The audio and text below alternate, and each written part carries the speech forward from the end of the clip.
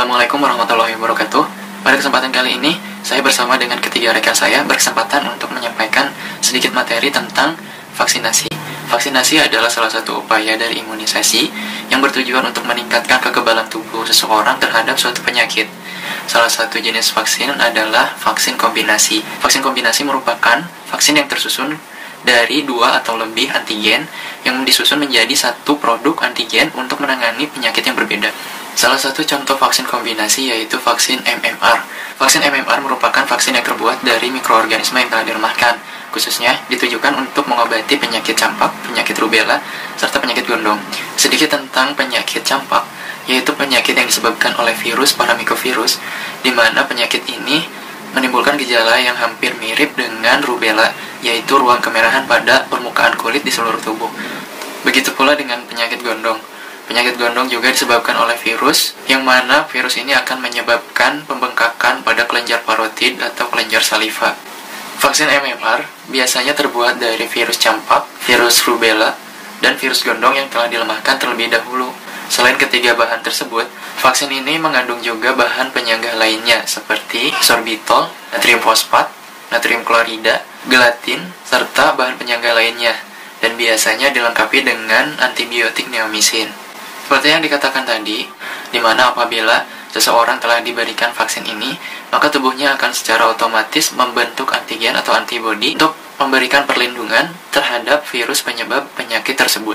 Adalah inokulasi saluran pernapasan atas atau kantung konjungtif, diikuti oleh periode replikasi virus di mukosa mulut dan kelenjar getah bening regional. Virus campak ini disebarluaskan terutama di dalam leukosit. Patologi gondong adalah kelenjar pista yang membengkak termasuk edema interstisial yang difus dan interinfiltral inflamasi yang terdiri dari histosit, limfosit, dan sel plasma. Di rubella, masa inkubasi adalah selama 14 hari. Virus ini awalnya berinfeksi di mukosa saluran pernapasan bagian atas. Patogenesis dari campak. Virus campak menginfeksi dengan invasi pada epitel traktus respiratorius dari mulai hidung hingga traktus respiratorius bagian bawah. Multiplikasi lokal pada mukosa respiratorius susul dengan viremia pertama, di mana virus menyebar dalam leukosit pada sistem retikuloendotelial. Setelah terjadi nekrosis pada sel retikuloendotelial, maka sejumlah virus akan terlepas dan di sanalah terjadi viremia kedua. Hingga terjadi gejala batuk dan genesis gondong, yaitu ketika virus masuk ke dalam tubuh, maka virus itu akan melakukan inkubasi selama 15-21 hari. Kemudian, virus akan bereplikasi di dalam traktus respiratorius atas dan dalam nodus lymphaticus cervicalis. Nah, dari sinilah virus akan menyebar ke aliran darah sehingga menyebar juga ke organ-organ lain. Sedangkan pada patogenesis rubella, yaitu ketika virus ditularkan oleh penderita melalui kontak langsung dan bisa juga melalui sekresi, respirasi, dan menginvasi sel serta menyebar secara hematogen. Yang diikuti oleh viremia sekunder akhir minggu kedua pasca infeksi. Penyebaran infeksi terjadi jika terhirup droplet di udara yang berasal dari penderita virus. Patofisiologi campak ada 2 fase. 1. Fase viremia pertama terjadi setelah 2-4 hari. Fase kedua, viremia kedua terjadi setelah 5-7 hari setelah infeksi awal akibat penyebaran virus. Patologi gondong. Gondong dimulai dari masuk di virus melalui droplet atau kontak langsung. Setelah virus masuk ke dalam manusia, virus akan menyebar ke sel mukosa. Patofisiologi rubella.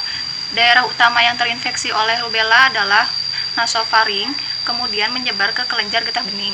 Viremia nampak akibat titer serum antibodi meningkat mempengaruhi antigen dan berinteraksi di kulit. Dilihat dari etiologinya, campak dan gondong sama-sama disebabkan oleh virus yang bernama paramyxovirus. Keduanya bergolongan paramyxodevirus.